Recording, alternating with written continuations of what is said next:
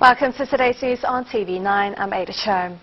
In today's local news, Shed 10, the only original building that remains on Queen's Wharf, will be redeveloped into a unique venue for major and community events. While Chinese company Haier says there will be no redundancies even after its proposed takeover of Fisher & Paykel Appliances goes ahead. Social Development Minister Paula Bennett announced that keeping children in early education will be compulsory from the age of 3 for children of welfare beneficiaries. Benefits of parents will be halved if they fail to do so. Amy Fong reports. From July next year, parents who are on benefit will be required to keep their children in certificated early childhood centres for at least 15 hours a week as soon as they turn 3. Failure to do so will result in their benefit being halved. Director of Kiwi Families, Rochelle Gribble, states that is not a good approach as it takes away parents' rights to decide what's best for their children. The unfortunate thing is that not all children are ready to start 15 hours of early childhood care at 3, and it's taking away the parents' choice to make that decision about what's best for their children. And it seems to be a really heavy-handed approach to what's not a massive problem. I read that there are about 2,500 children who start school next year without having attended early childhood care, and presumably not all of those will be unprepared for school, and certainly not all of those will be beneficiary children. So it doesn't seem like a very good way of tackling what's not actually a massive problem.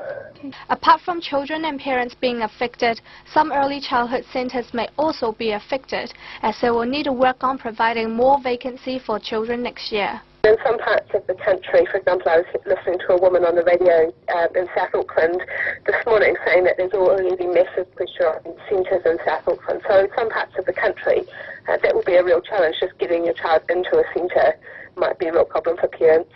And I know some centres already have surcharges for children as well, and so that might be another impact for both centres and parents. Instead of forcing parents to keep their children in early childhood care, Rochelle Gribble thinks that the government should put more effort in helping children that are not ready for school. More focus and funding for programs which provide support for parents, such as Parent as First teachers and Footsteps, may be more appropriate. Amy Feng, 9 News. St John Ambulance is directing non-urgent 111 calls to other health providers as it deals with a $15 million annual loss. But the organisation denies it's a cut to its services. Christy Giesmore. St John Ambulance attends 337,000 call-outs every year, and those call-outs are expected to grow by 4.5% a year because of an aging population. But it's also making an annual loss of $15 million. So to make savings, the organization will introduce a new system of services where minor conditions such as abdominal pain and allergies are dealt with by a GP or by a single paramedic dispatched by car. If we look at all the services that we currently provide, every time someone rings for an ambulance, what we used to do is we'd send an ambulance to virtually everything. And what we're doing is we're now looking at some of that work and saying, actually some of that work is really time critical and we need to put more resource on that. And other work is actually, if you look back at the information, doesn't really need to have an ambulance all the time. The charity admits it's facing a brick wall of funding pressures, but it also says linking patients to other ways of getting health care will actually better serve them. There are definitely two pressures. One is to look at our resourcing and make sure we've got it in the best possible way, and that's because there are funding pressures. But when we started looking at it, we actually started realising there are better ways of doing things for patients, and that actually becomes a driving force. St. John says it has no intention of providing a worse level of service, but if all resources are exhausted, the quality of care will be affected. The government currently provides 80% of St. John's funding, which totaled at $223 million last year. Christy Zhao, 9 News. Findings from Norton cybercrime reports released yesterday shows that cybercrime cost New Zealand $462 million in the last year alone. David Ferrer from Norton says globally the cost of cybercrime is $110 billion. Nearly 1 million people in New Zealand were affected by it in the last 12 months. Shed 10, the heritage waterfront building on Auckland's Queen's Wharf, is set to transfer into a world-class multi-use cruise and events facility. Christy Giesmore. It may be a rundown waterfront cargo shed at the moment, but in 7 months' time, Shed 10 on Auckland's Queen's Wharf will transform into a world-class tourism facility. The $14.6 million makeover will turn the 1910 historic building into a 3,500 capacity building, capable of hosting glitzy events by night and catering for over 200,000 international cruise ship arrivals by day. And also a facility that will enable Auckland to host major events on Queen's Wharf, building on the success of Queen's Wharf as a venue, as we saw with the Rugby World Cup. Officials led a tour through the enormous two-level space yesterday, pointing out the unique features of the building and explaining their vision for the makeover. They said the challenge has always been to strike a balance between heritage preservation and new design. To ensure that we're breathing new life into this heritage building, and it really will have a unique heritage character that's part of its strength, part of its beauty, and so we're respecting that. The cruise industry generated approximately $268 million in direct spend into Auckland last year. The Auckland Visitor Plan aims to double overall spend in 10 years, and Brett O'Reilly says maximizing the potential of the cruise industry would be a big step in reaching that target. Christy Zhao, 9 News. Haier is offering $1.20 per share to buy all the remaining stock in Fisher & Paykel appliances. The Chinese home goods maker say it intends to keep the Fisher & Paykel brand as a standalone business. Christy Zhao has more.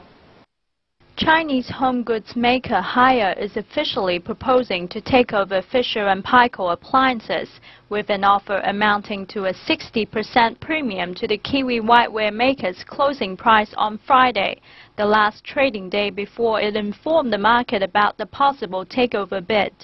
Haier is already a 20% shareholder of the New Zealand manufacturer. Its director Liang Haishan says the company believes the proposed offer would be well received. We believe the opportunity to receive cash and realize a significant premium over the current share price is attractive for Fisher & Paykel Appliances shareholders, particularly given market volatility, recent economic uncertainty and the competitive nature of the global white goods sector. Liang says Haier's intention is to support FPA as a standalone business, retaining its current board and 5-year strategic plan, and there would be no redundancies or closures of facilities as a direct result of the offer. But FPA's finance unit may be spun off if the bid is successful. Christy Zhao, 9 News. Spend and spend. That's what Kiwis are apparently doing a lot more of. Amy Shin has more. Numbers show the nation as a whole spent more in August than last year's respective month when the Rugby World Cup was on.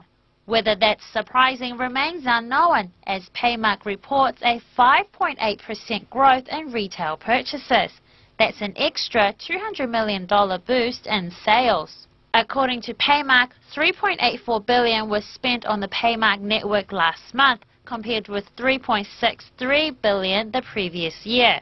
Areas such as building and DIY stores increased significantly, with the average Kiwi spending $320 a week this June, compared with just over $300 the same month last year. Amy Chen, 9 News. The best skiing in the country can be found at Mount Ruapehu after this week's cold snap. According to yesterday's snow reports, snow base at Turua was 258 centimetres and 173 centimetres at Whakapapa. It will be one of the last ski areas to close in New Zealand, opening till 22nd of October. Apart from price differences between organic and conventional food, researchers have found that there is not much difference on the impact on individual health. Amy Fong reports.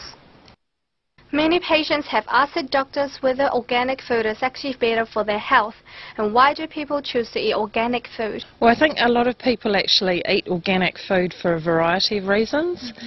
Organic food tastes better, it's better for the environment, and studies in the past have proved that it has greater nutritional value and health benefits for consumers.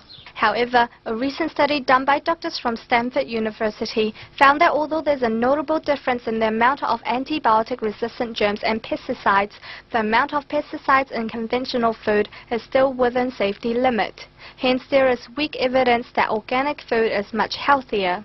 If there is not much difference between the impacts of these foods on individual health, then why are the prices of organic food so much higher? Well, what makes it expensive is the fact that organic food has to be certified. So comparatively with GMO foods or conventional foods, they don't have to have any such stringent standards imposed on them. So as a result, those costs are actually put through to the consumer, whereas if we actually invested a significant sum of money into looking at sustainable agriculture and organic food was actually mainstreamed, those costs would actually come down and wouldn't be passed on to the consumer. Debbie Swanwick said that organic is the fastest growing food sector in the world. Currently, the organic market worldwide is worth $60 billion, and it is expected to double by 2015. Amy Feng, 9 News.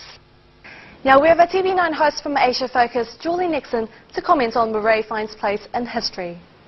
For most of us, tenacity is a necessary ingredient in the recipe for success, whether it's in business, sport or other aspects of life. On the tennis court, this is perhaps more apt than in an event like, say, the 100-metre sprint, which requires oodles of natural talent as a prerequisite. Tennis also requires talent, but different players bring different strengths and styles of playing, so to win in tennis requires the right tactics and a suitable temperament. It's not as straightforward as running at top speed from the gun to the tape. With this in mind, it was clear this week that Scotsman Andy Murray deserved his win in the US Open to end Britain's 76-year wait for a men's Grand Slam champion. The 25-year-old became Britain's first major singles champion since Fred Perry in 1936. To get the win, Murray outlasted Novak Djokovic of Serbia 7-6, 7-5, 2-6, 3-6, 6-2 in a 4-set 54-minute roller coaster. It was the second longest US Open final in history. The victory was a testament to tenacity because after being 2 sets up, Murray found himself at 2-all with 1 set to play. At the back of his mind, he must have been aware that he and his coach Ivan Lendl were the only 2 men in 45 years of professional tennis to lose their first 4 Grand Slam finals. But with the balance of the game on a knife edge, the Olympic champion shot out to a 3-0 lead in the decider, dropped serve but broke again for 5-2 when Djokovic called medical timeout.